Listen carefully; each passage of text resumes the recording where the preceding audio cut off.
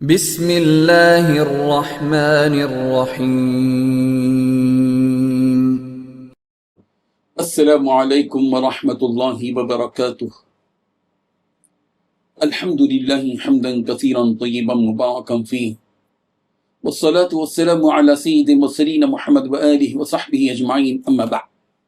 حاضرین و ناظرین، یہ درس قرآن نمبر 217 ہے اور آج سورۃ بقرہ کی صرف ایک آیت کی تلاوت و تشریح کی جائے گی، آیت نمبر 272 اعوذ باللہ من الشیطان الرجیم، بسم اللہ الرحمن الرحیم۔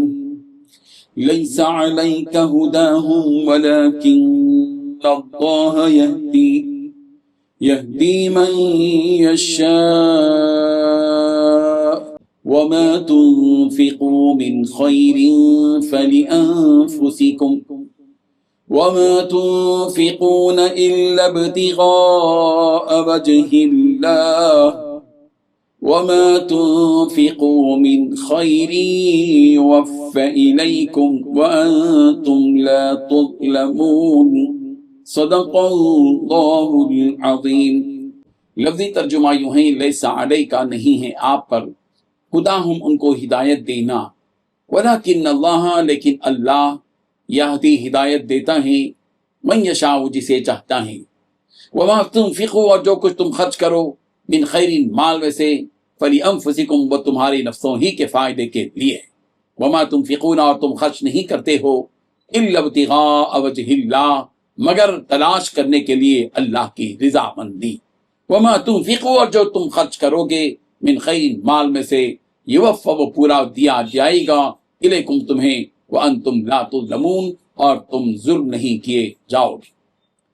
ترجمہ یوں ہے، ان کافروں کو راہ راست پر لانا پیغمبر آپ کی ذمہ داری نہیں ہے، لیکن اللہ جس کو چاہتا ہے راہ راست پر لے آتا ہے، اور جو مال بھی تم خرچ کرتے ہو وہ خود تمہارے فائدے کے لیے ہوتا ہے، جبکہ تم اللہ کی خوشنودی طلب کرنے کے لیے کے سوا کسی اور غرض سے خرچ نہیں کرتے، اور جو مال بھی تم خرچ کرو گے تمہیں پورا اس کا بدلہ دیا جائے گا اور تم پر ذرا بھی ظلم نہیں ہوگا۔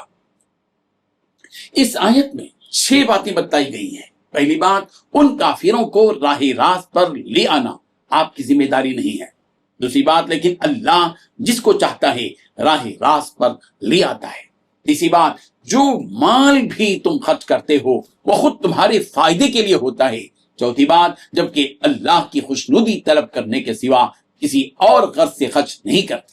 پانچویں بات، جو مال بھی تم خرچ کرو گے تمہیں پورا دیا جائے گا۔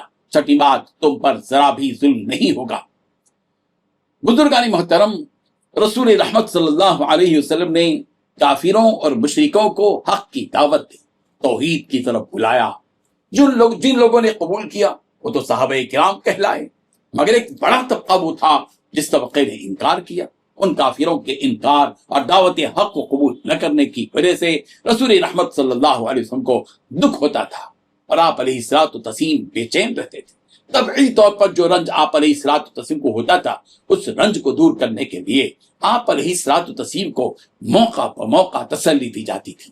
اس آیت میں بھی پیغمبر کو تسلی دی گئی ہے کہ پیغمبر آپ کے ذمے ان کی ہدایت نہیں ہے، ہدایت تو بس اللہ تعالیٰ دیتا ہے جس کو وہ چاہتا ہے۔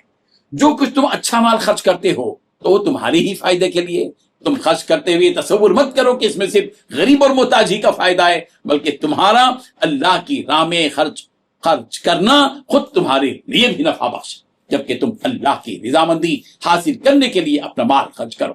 ایسے موقع پر جبکہ آپ علیہ الصلوۃ والتسلیم کو یہ بات کہی جا رہی ہے کہ آپ کے ذمے ان کی ہدایت نہیں ہے، ہدایت تو اللہ دیتا ہے، سوال یہ ہے کہ یہاں اللہ کی راہ میں خرچ کرنے کی بات کیوں کہی جا رہی ہے؟ اس سلسلے میں صاحب روح المعانی نے حضرت ابن عباس رضی اللہ عنہما سے اس آیت کے سبب نزول سے متعلق یہ بات نقل کی ہے کہ رسول رحمت صلی اللہ علیہ وسلم نے حکم دیا تھا کہ ہم صرف مسلمانوں پر اپنا مال خرچ کریں، اس لیے یہ آیت نازل ہوئی۔